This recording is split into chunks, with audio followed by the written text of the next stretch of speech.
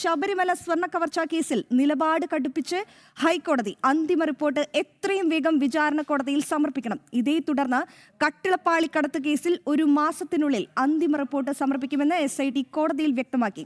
2025 ദ്വാരപാലക പാളി കേസിൽ 54 സാക്ഷികളുടെ മൊഴി രേഖപ്പെടുത്തിയതായും SIT വ്യക്തമാക്കി. വിവരങ്ങൾ രേഷ്മ ബാബു നൽകും. രേഷ്മ, അങ്ങനെ ഹൈക്കോടതിയുടെ കൃത്യമായ നിരീക്ഷണം വന്നിരിക്കുന്നു.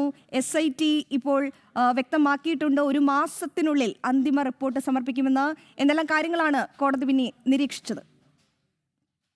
കട്ടിളപ്പാളി കടത്ത് കേസിലാണ് 1 മാസത്തിനുള്ളിൽ അന്തിമ റിപ്പോർട്ട് സമർപ്പിക്കാമെന്നുള്ള ഉറപ്പ് ഇപ്പോൾ SIT സംഘത്തലവൻ ഹൈക്കോടതിയെ അറിയിച്ചിട്ടുള്ളത്.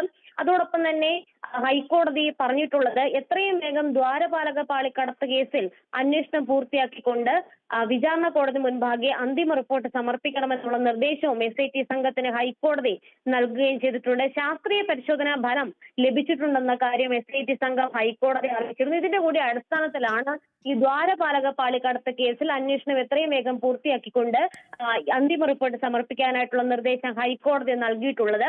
2025 ദ്വാരപാലക പാളി കടത്ത് കേസിൽ 54 സാക്ഷികളുടെ മൊഴികളാണ് രേഖപ്പെടുത്തിയിട്ടുള്ളത്. അതോടൊപ്പം തന്നെ ഈ നേരത്തെ മെറ്റലർജിക്കൽ ലാബിൽ നിന്നും ശാസ്ത്രീയ പരിശോധനാ ഫലം ലഭിച്ചിരുന്നു. ഈ ഫലത്തിൽ നിന്നും പ്രതികൾ നടത്തിയ കുറ്റകൃത്യത്തിന്റെ രീതി ഏത് വിധേനയാണെന്ന് മനസ്സിലാക്കാൻ സാധിച്ചുവെന്നാണ് SIT ഹൈക്കോടതി അറിയിച്ചിട്ടുള്ളത്. മാത്രവുമല്ല, ഈ പാളികളിലെ സ്വർണം നീക്കം ചെയ്ത രീതി ഏത് വിധത്തിലാണ്, അതോടൊപ്പം തന്നെ ആദ്യം ഉണ്ടായിരുന്ന സ്വർണ്ണ പാളികളിലെ സ്വർണത്തിന്റെ ഗുണനിലവാരം എത്രത്തോളം ഉണ്ടായിരുന്നു, ഇതുൾപ്പെടെയുള്ള കാര്യങ്ങൾ ദേശീയ മെറ്റലർജിക്കൽ ലബോറട്ടറിയിലെ ശാസ്ത്രീയ പരിശോധനാ ഫലത്തിൽ നിന്നും വ്യക്തമായിട്ടുണ്ടെന്നാണ് SIT സംഘം അറിയിച്ചിട്ടുള്ളത്. അതോടൊപ്പം തന്നെ ഈ ജംഷഡ്പൂരിലെ ലാബ് സന്ദർശിച്ചുകൊണ്ട് ജീവനക്കാരിൽ നിന്നും ആവശ്യമായിട്ടുള്ള മൊഴികൾ എടുത്തതായിട്ടും SIT സംഘം ഹൈക്കോടതി അറിയിച്ചിട്ടുണ്ട്. സ്വർണം വേർതിരിച്ചെടുത്ത രീതി, അതോടൊപ്പം തന്നെ അപഹരിച്ച രീതി, അതായത് ഈ പാളികളിൽ നിന്നും എങ്ങനെയാണ് പ്രതികൾ സ്വർണം അപഹരിച്ചെടുത്തത്, ഇതുൾപ്പെടെയുള്ള കാര്യങ്ങൾ ശാസ്ത്രീയ പരിശോധനയിലൂടെ